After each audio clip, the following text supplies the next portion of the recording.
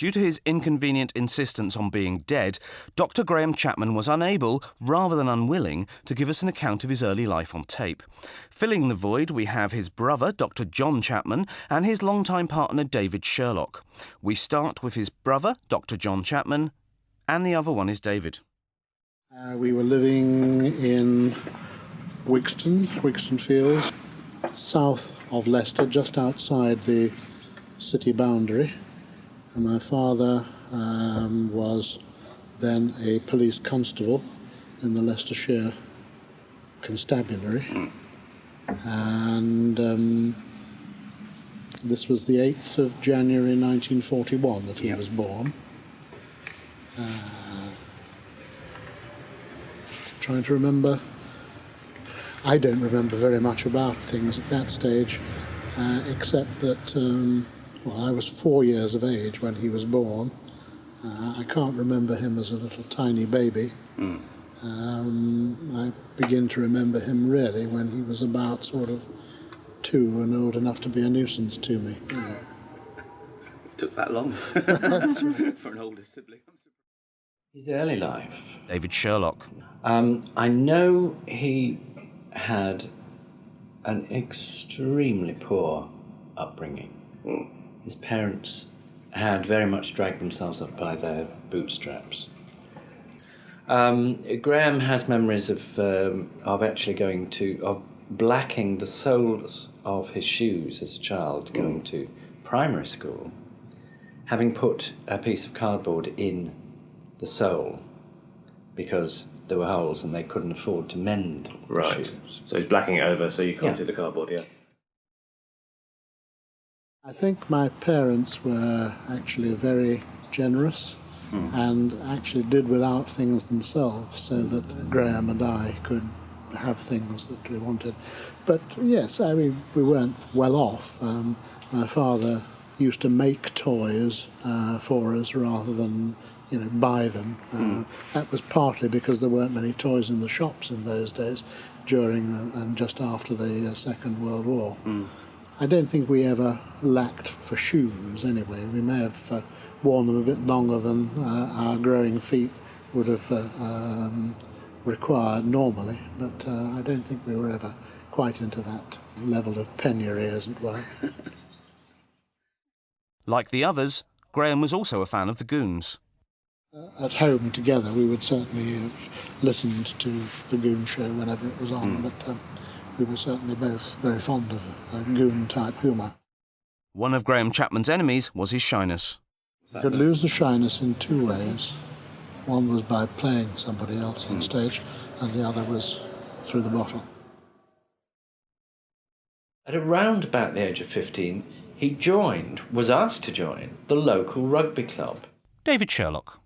The local rugby club were grown-up men with, for whom it was a Saturday fun thing. And they invited Graham to join because they thought, they'd already heard that he was damn good, he was tall, and he was thrilled.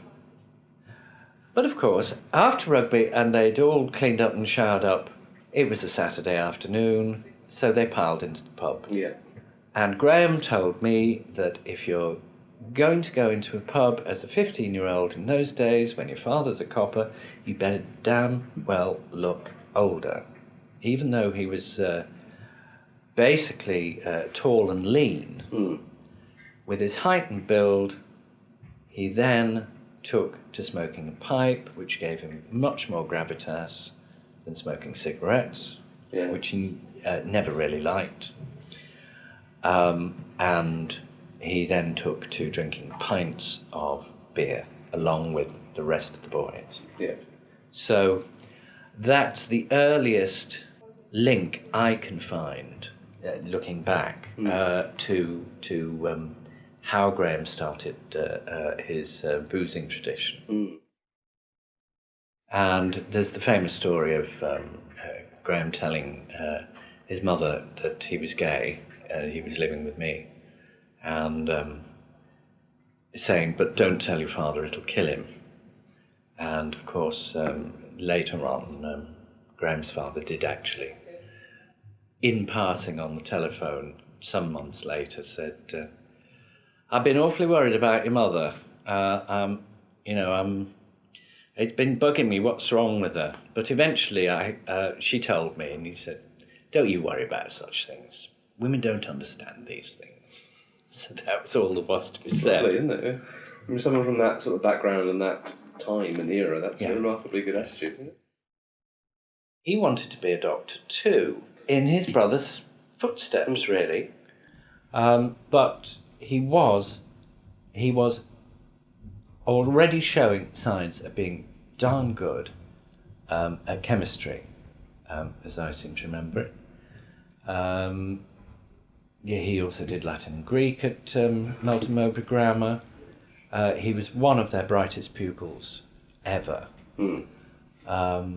Potentially a real high flyer. Terry Gilliam, the only American allowed in the group, there's always one, remembers a carefree childhood in Minnesota.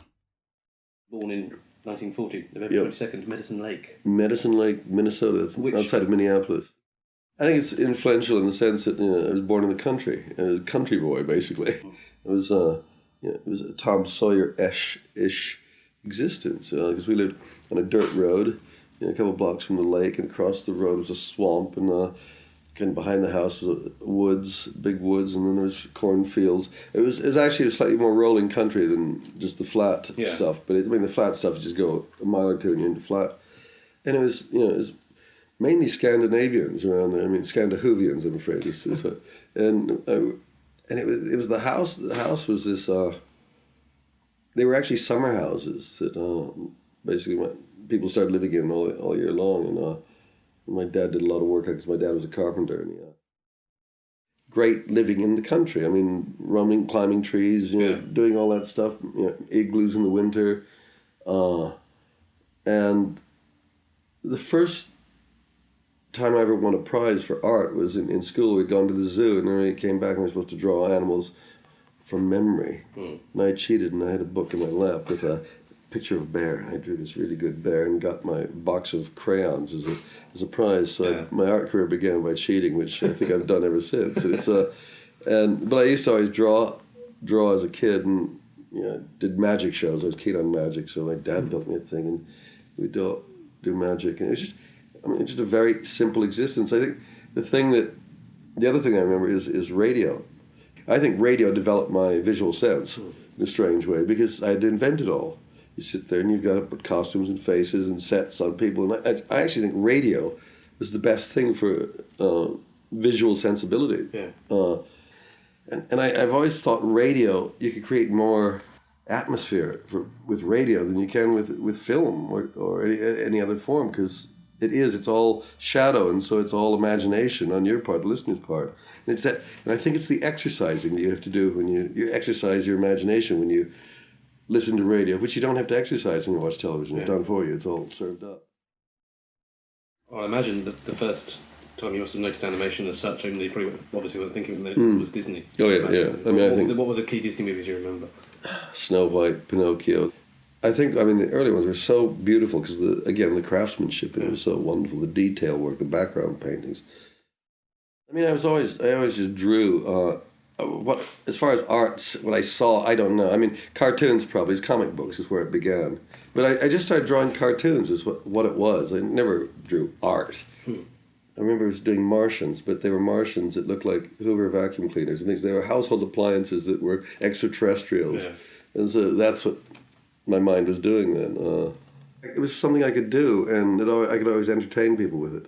I could always surprise people. And with cartoons, you get immediate feedback. You draw something, people they go, "Wow, you write something." People don't react that way.